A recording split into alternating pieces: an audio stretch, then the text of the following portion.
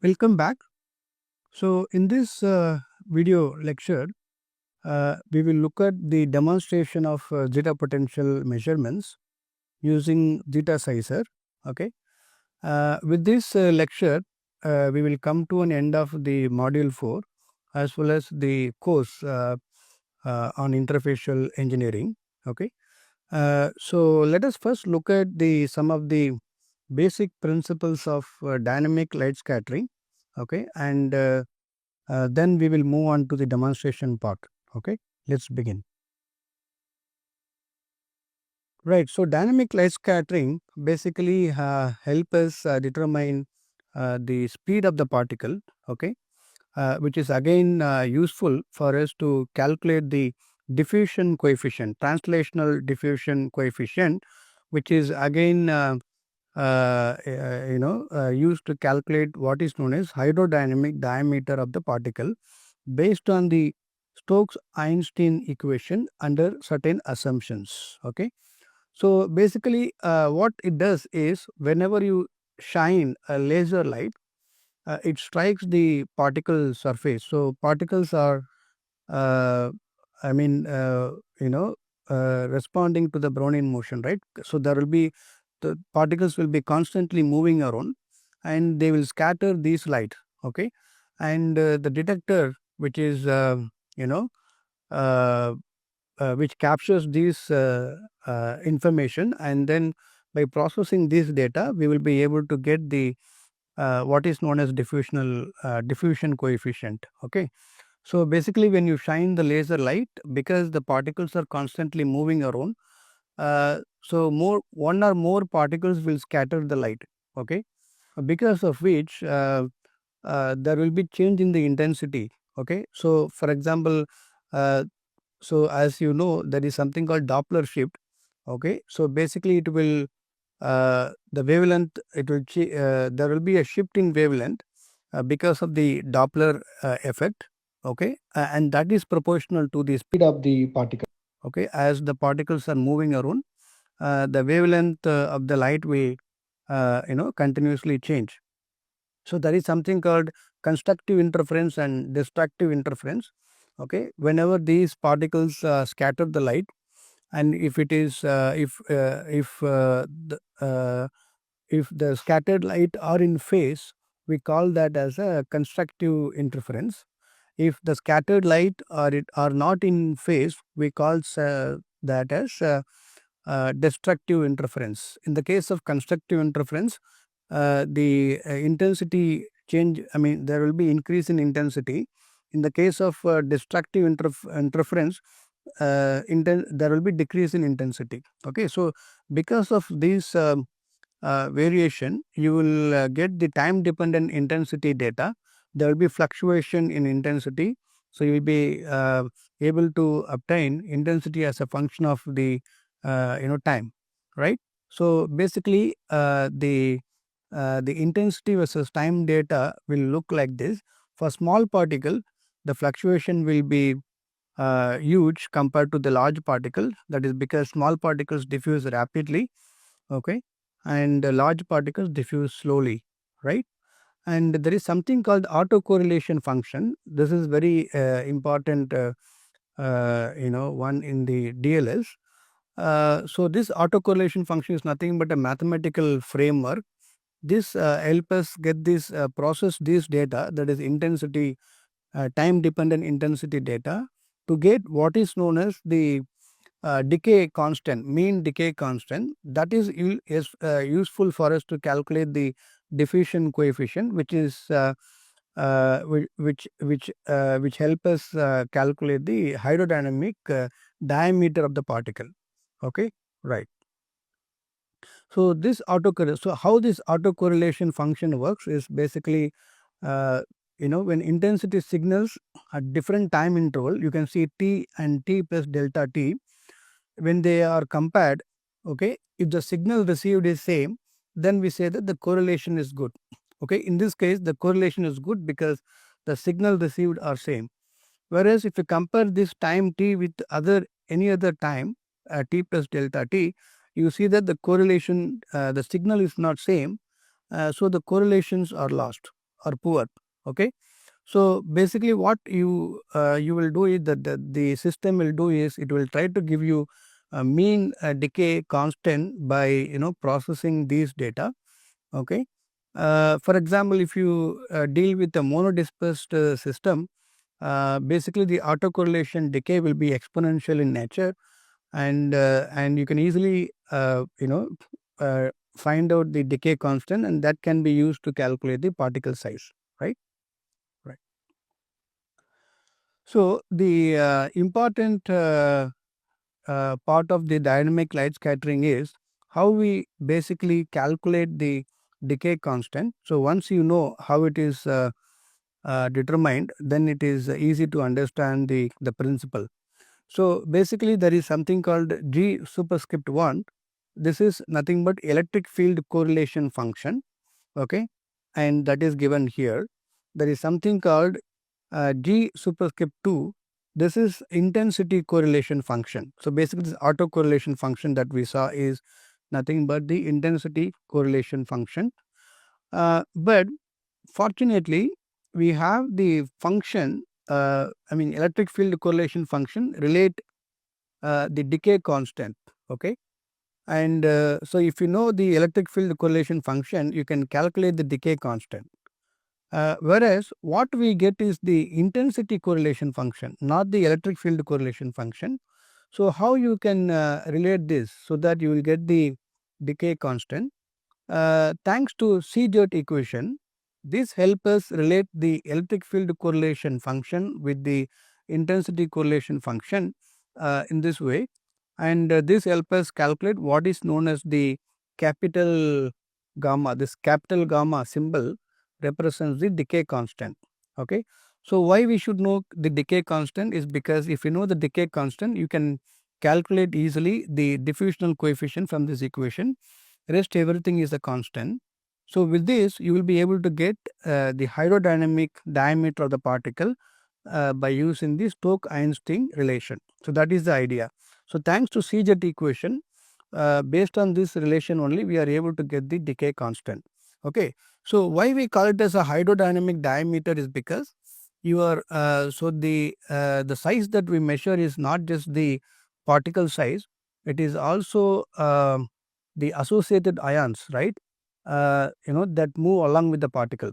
Okay. For example, the electrical double layer, right. So Stern layer, shear layer and diffuse layer, whatever the layer associated with the particle that moves, okay, that move along with the particle is also measured in this technique. That's why the size measured is always greater than the electron microscopy and the that we measure, right, that we use to calculate the size, right. So this is nothing but method of cumulance. This is the mathematical framework that I was talking about.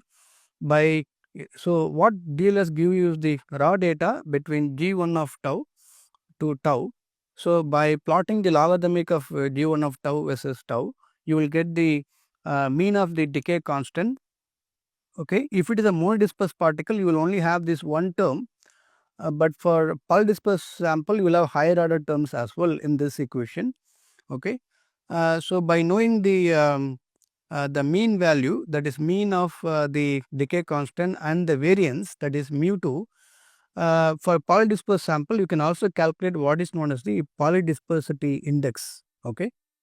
So this method of cumulant is useful for us to calculate not just the average decay constant, but also the the variance, that is again helpful for us to calculate the polydispersity index using the ratio of variance to the square of the mean. So I will stop here. So one of my students will be showing you the demonstration of the zeta sizer in this lecture. Yeah. So thank you. Let's stop here. Thank you. Hello everyone and welcome to this NPTEL lecture, where we will be exploring the use of dynamic light scattering, or you can say DLS instrument. DLS is widely used in research to determine the size distribution of small particles, including nanoparticles, proteins and polymers suspended in the solution. In addition to particle sizing, DLS can also measure zeta potential, which gives us insight into the surface charge of particles. influencing their stability in suspension. Today, we will explore the entire process starting from sample preparation to running the measurement and analyzing the results. Let me first introduce you to the instrument. This is our DLSS system. We are using the Zeta Sensor Nano ZS manufactured by Malvan. Here, I am using a 500 nanometer standard polystyrene particle, which I have already prepared at a concentration of 0.01%. Remember, if you are going to measure the size of the particle or system, the concentration must be as low as possible, ideally around 0.01%, which is suitable level for DLS. Here we are using two different types of cuvette for the measurement. One cuvette, as you can see here, has a volume of around near about 5 to 6 ml, and another cuvette which is called micro cuvette, which has a volume of around 700 microliter. Now, let's see how to prepare the sample for the measurement in DLS. Whenever we are going to measure the size of the particle, the cuvette must be properly cleaned. Here I am using a micro cuvette for the small volume for this demonstration purpose. So if you have to treat your cuvette first using deionized water.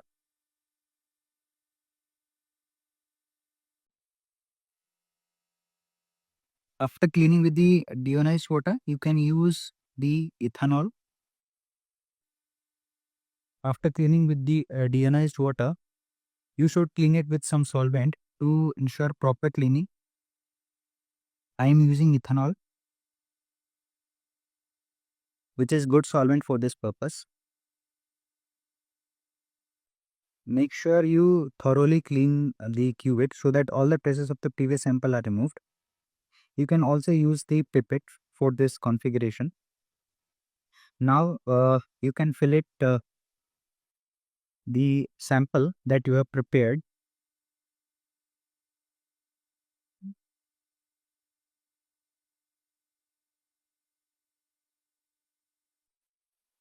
So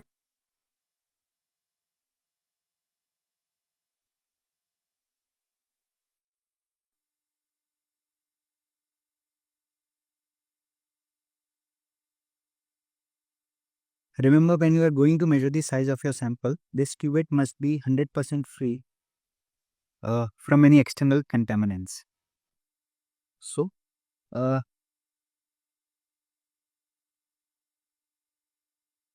make sure to clean the cuvette from the outside. Additionally, ensure there is no air bubble in your sample inside the cuvette. As you can see, our sample is ready for the size measurement. Also, make sure to place the cuvette carefully without any fingerprint on it. Always wear gloves to avoid contaminating the cuvette. As you can see, I am cleaning the cuvette. Do not rough the cuvette harshly to avoid scratches. As there are scratches on the cuvette, it will affect the measurement by changing the position of the phaser light. Now we will place the sample inside the instrument. There is an arrow on the cuvette, and this arrow should face you when you inserting the cuvette into the system. Place the cuvette firmly inside the instrument.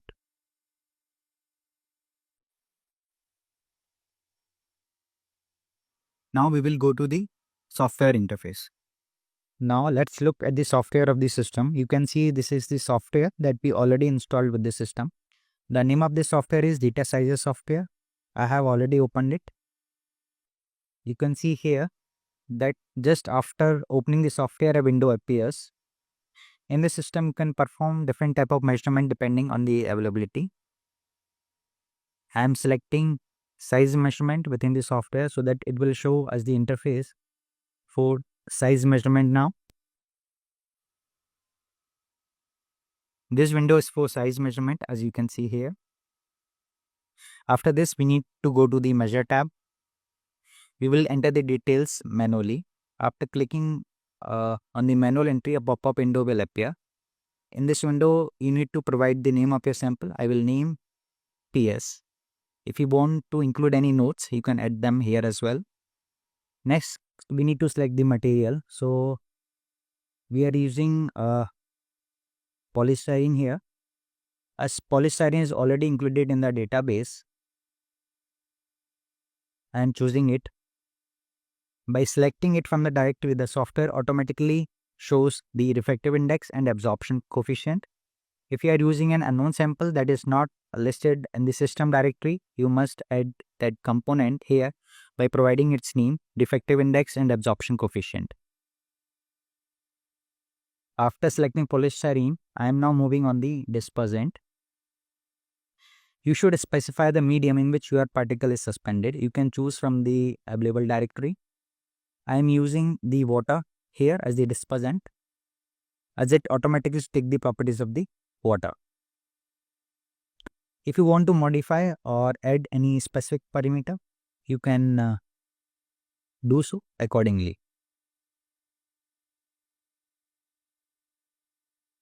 You also need to enter the temperature at which you want to measure. For size measurement, we usually use 25 degrees Celsius. You can see here that the equilibrium time is defined. The equilibrium time corresponds to the time needed for the temperature to stabilize. Now, go to the next parameter, that is cell. As I mentioned earlier, we have two different type of cells. One is ZN0040 and another one is ZTA0012. ZN0040 is a microqubit cell and this one is a large volume cell. Since I am using here ZN0040 qubit, I will select this option. Now go to the measurement tab. The system operates at a 173 degree backscattering angle, which is standard for most of the measurements. You can change this to 13 degree forward scattering angle if needed. For the measurement duration, you have two options. One is automatic and another is manual. If you choose automatic, the system will take measurements automatically between 10 to 15 runs depending on the condition. In manual mode, you can specify how many runs you want and the duration of each run. I am entering here 10 runs for a single measurement and which will take around 10 seconds per measurement. And I will conduct 3 measurements for consistency and to minimize instrumental error. Now go to the advanced settings. If you want to change advanced setting, you can do so here, or you can leave them as default. Additionally, if you want to generate a report, you can select the analysis method and export your data in various formats, including PDF and Excels. Now, after confirming all the settings, I will start the measurements. As I have already placed the sample in the instrument, now I will click the start button. You can see we are measuring the PS polystyrene sample. Now we need to wait for 120 seconds to reach a stable temperature of 25 degrees Celsius. After that, the measurement will begin.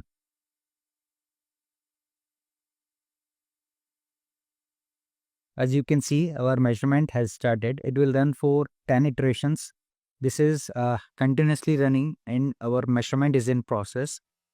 After the measurement is complete, you will see the results in tabulated form, or you can view the graph directly.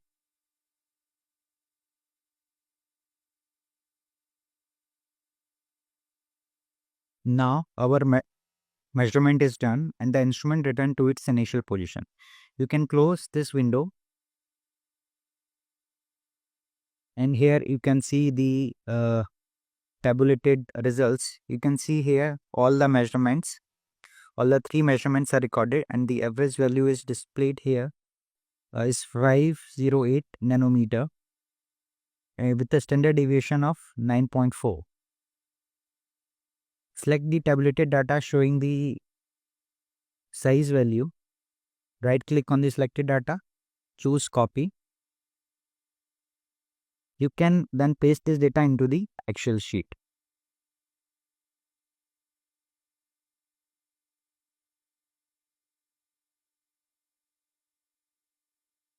By pressing Ctrl V. This can be used for further analysis.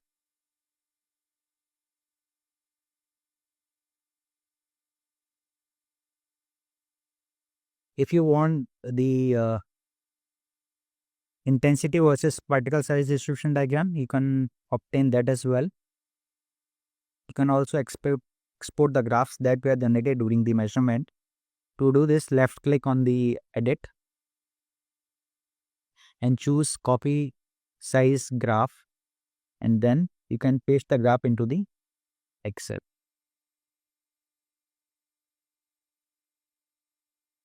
If you want to copy the size values, you can copy it from here and paste those values in the Excel sheet as well.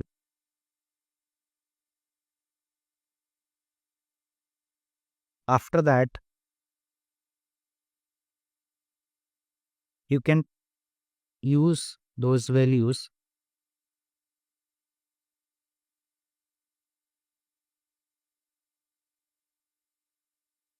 to plot in different softwares, like Origin.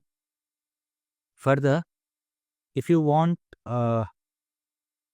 particle size distribution with respect to volume, you can save here with the similar way, copy size graph and copy size values, and also the report as well. After exporting the data in graphs, you can use Excel or other software to create customized plot, perform statistical analysis, or combine the measurement results with other data sets. This concludes the size measurement of particle using the DLS system. Next, we move forward to the measurement of zeta potential of the particle. So you can see here, this is our zeta potential cell. This cuvette is having a U-type shape from the inside and is occupied with the anode and the cathode, both of which are made of same material. Initially, we need to fill the sample in this cuvette. The volume that we have to use in this cuvette is 700 microliter. So now we will fill the sample in this cuvette. So initially, we will clean this cuvette as we did in the DLS system when we were measuring the size. So we need to remove any residue from previous uses by washing the cuvette thoroughly. So we can use an injection or pipette for the washing process depending on your choice. The cuvette need to be properly cleaned by continuous flowing water through the capillary, as this is a capillary type cuvette. After rinse with water, you should use the solvent for proper cleaning. If available after cleaning, here I am using the ethanol for cleaning purpose. After cleaning with the solvent, wash it again with the water.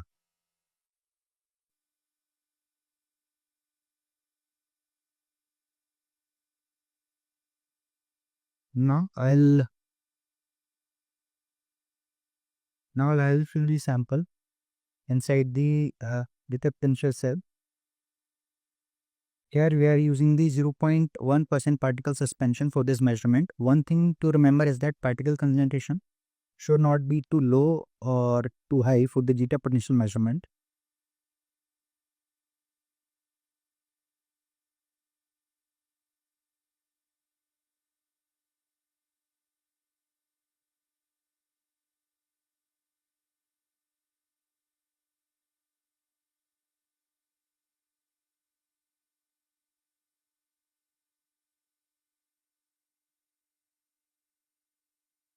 Do not fill the cuvette completely. The particle suspension should be enough to ensure that the particles make contact with the electrodes. Also make sure to place the cuvette carefully without any fingerprint on it. Always wear gloves to avoid any contamination. As you can see, now I will be filling the cuvette harshly to avoid any scratches. If there are scratches on the cuvette, it will affect the measurement by changing the position of the laser light. Now we will place the sample inside the instrument. There is an arrow. There is an arrow on the cuvette, and this arrow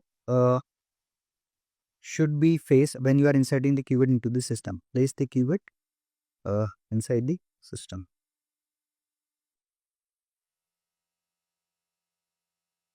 After placing the cuvette, we will go to the software interface.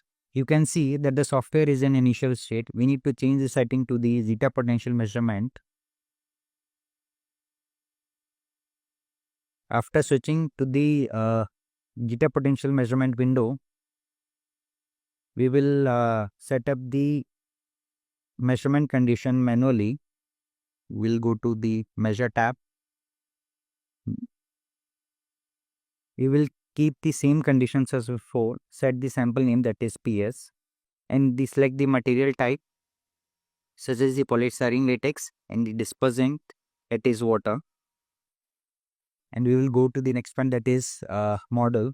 Here we are using the Smolensky model. You can use the Huckel model as well, and you can also customize the model. Going to the next parameter, that is temperature.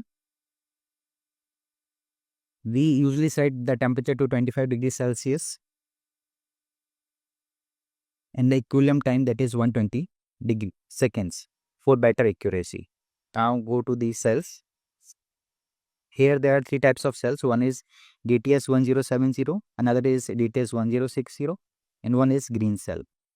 Basically, DTS1070 keyword used for zeta potential measurement for general purpose samples. It has a folded capillary design that help in minimizing sample consumption and enhance the sensitivity of the measurement. The cuvette is suitable for non-corrosive aqueous dispersion and work well with samples that does not degrade under laser light. And the another one, that is DTS1060, is used for samples where minimal sample volume is needed. It is designed to handle slightly more sensitive or low concentration sample. The DTS1060 keyword allow for high precision in measurements of zeta potential, especially for smaller particles or more delicate suspensions. Green cell keyword is designed especially for samples that are prone to decomposition or degradation when exposed to laser light. It has a special design to accommodate these type of sensitive samples, preventing laser-induced damage and ensuring more accurate results. Now go to the measurement. Here we are using the automatic mode is used, but you can adjust according to your convenience. Additionally, if you want to generate the report, you can select the analysis method and export your data in various formats, including PDF and Excels. After confirming all the settings, I will start the measurement. I have already placed the sample in the instrument, and now I will click on the start button.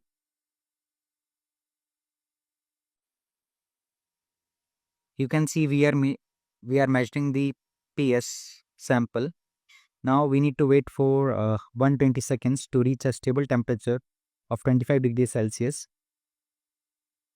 After that, the measurement will begin.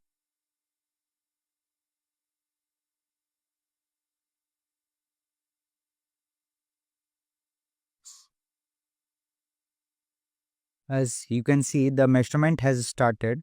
The zeta potential is showing negative values as expected.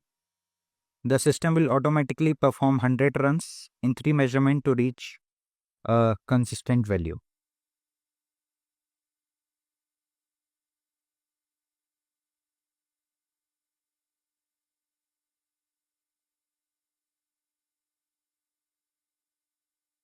The final result indicates that the zeta potential is minus 25.3 millivolt with standard deviation of 1.33. You can export the result to Excel by copying the data and pasting it directly. Once the zeta potential measurement is complete, you will see the result displayed in the initial window to export the data. Select the tabulated data showing the zeta potential values. Right click on the selected data and choose copy. You can then paste it into an Excel sheet by pressing the Ctrl V. Then you can use this for further analysis. You can also export the graph that were generated during the measurement. To do this, left click on the edit and choose copy zeta potential graph. Then paste the graph into an Excel sheet by pressing Ctrl V. And you can use this for further analysis.